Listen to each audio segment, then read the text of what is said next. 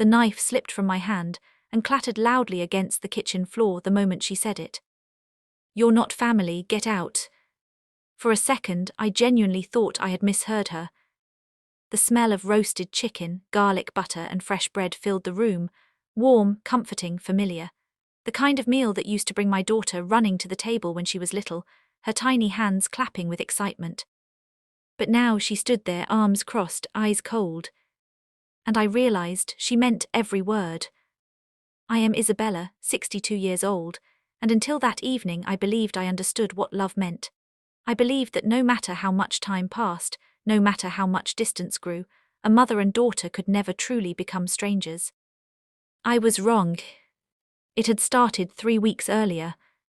My daughter, Clara, had called me after months of silence. "Mom, we're hosting Sunday dinner, you should come."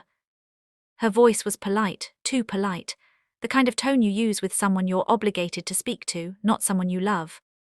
Still, my heart leaped. "When?" I asked, trying not to sound too eager. "This Sunday, and could you cook? Everyone loves your food." Of course they did.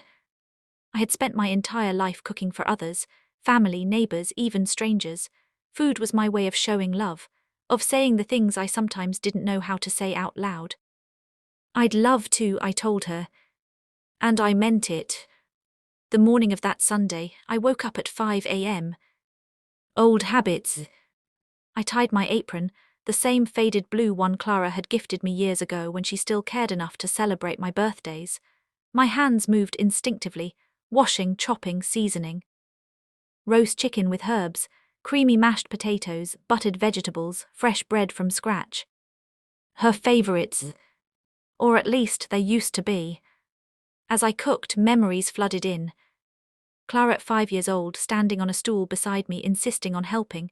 Clara at 10, sneaking pieces of dough when she thought I wasn't looking. Clara at 16, slamming doors and shouting that I didn't understand her. Clara at 25, leaving. That was the year everything changed. She had met Daniel. Successful, charming, polished. And distant. From the very first moment I felt something was off, not dangerous, just cold, like he saw relationships as transactions, not connections. "Mom, don't start," Clara had snapped when I tried to express my concerns. "I'm not starting anything," I said gently. "I just want you to be happy." "I am happy. But happiness shouldn't look like walking on eggshells." Still, I said nothing more. Because love, I thought, sometimes means letting go. When Clara got married, she moved into Daniel's large, modern home on the outskirts of the city. I visited less and less. Not because I didn't want to, but because I was rarely invited. And when I was, I always felt like an outsider. That Sunday, I arrived early, carrying containers of food carefully packed into insulated bags. Clara opened the door. She looked different.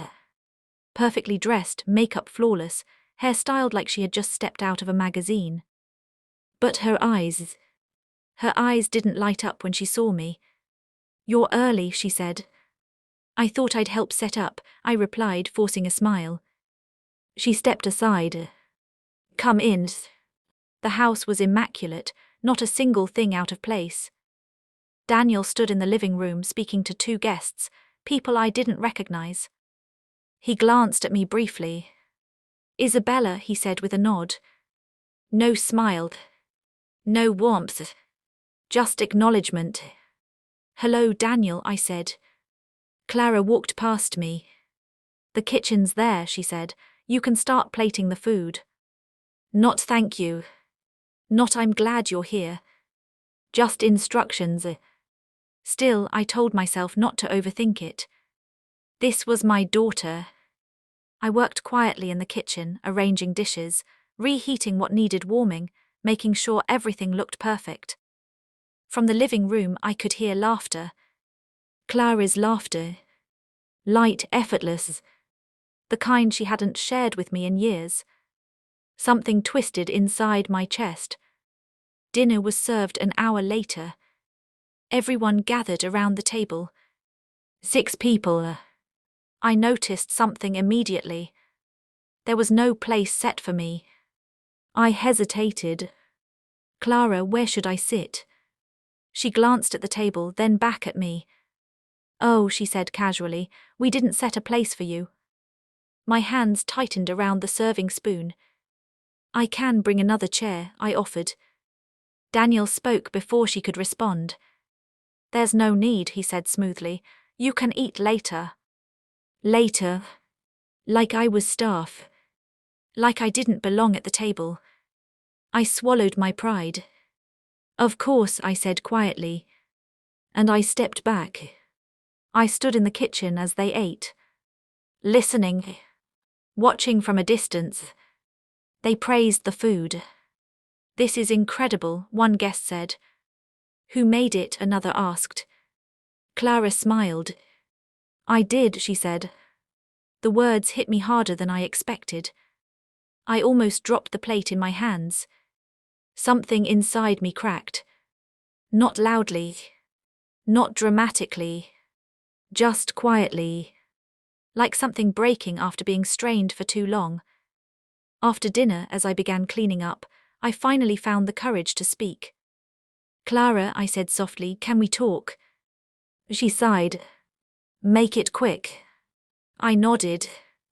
I felt a little uncomfortable today. She rolled her eyes. Mom, please don't start. I'm not starting anything, I said, my voice trembling slightly. I didn't even have a place at the table. You're overreacting. And when they asked about the food, what about it? You said you made it. Her expression hardened. So, that was the moment I realized this wasn't a misunderstanding. This was intentional. Clara, I said, my voice barely above a whisper, why are you treating me like this? She laughed. A cold, sharp laugh I had never heard from her before. Because that's what you are. I blinked. I don't understand. She stepped closer. You don't belong here. My heart pounded. I'm your mother. Her next words shattered me. You're not family, get out. Silence filled the room. Even the guests had gone quiet. I stared at her, searching for some sign, any sign that she didn't mean it. But there was nothing. No hesitation. No regret. Just a distance. I bent down slowly and picked up the knife I had dropped earlier. Placed it back on the counter. Removed my apron. Folded it carefully. The same apron she had once given me with a smile. I placed it on the table. I hope you're happy, I said softly. Then I turned and walked out. I didn't cry. Not immediately. I drove home in silence, my hands steady on the wheel. It wasn't until I stepped inside my empty house that the weight of it all finally hit me. I sank into a chair and let the tears come. Years of love. Years of sacrifice. Reduced to nothing in a single sentence. The days that followed were quiet. Too quiet. No calls. No messages. Nothing. At first I waited. Then I stopped. A week later I made a decision. If I no longer had a family, I would build one. I started volunteering at a local community centre. Cooking, of course. For children, for elderly people, for anyone who needed a warm meal. The first time a little boy hugged me and said, "Thank you, Grandma," something inside me healed. Not completely. But enough. Months passed. Life moved forward. And then, one evening, there was a knock on my door. I opened it. Clara stood there. But she didn't look perfect anymore. Her eyes were red. Her posture smaller. "Mom," she said, her voice breaking. I didn't respond immediately. "I'm sorry," she whispered. I studied her face. This time there was something different. Regret. Real, painful regret. "Daniel," she hesitated, "he left." I wasn't surprised. He said I was useful anymore. The words hung in the air. Cruel. Familiar. Tears streamed down her face. I didn't realize what I had done to you. I thought I had to be like him to keep him. I listened. Silently. I was wrong, she said. I lost everything. She looked at me, her eyes desperate. Please don't turn me away. For a long moment I said nothing. Because forgiveness isn't instant. It isn't easy. And it shouldn't be. Finally I stepped aside. Come in, I said. We sat together in the kitchen. The same kitchen where I had cried weeks earlier. I can't pretend nothing happened, I told her gently. I know, she said. But I'm willing to try, slowly. She nodded. That's more than I deserve. That night I made tea. Not a grand meal. Not a feast.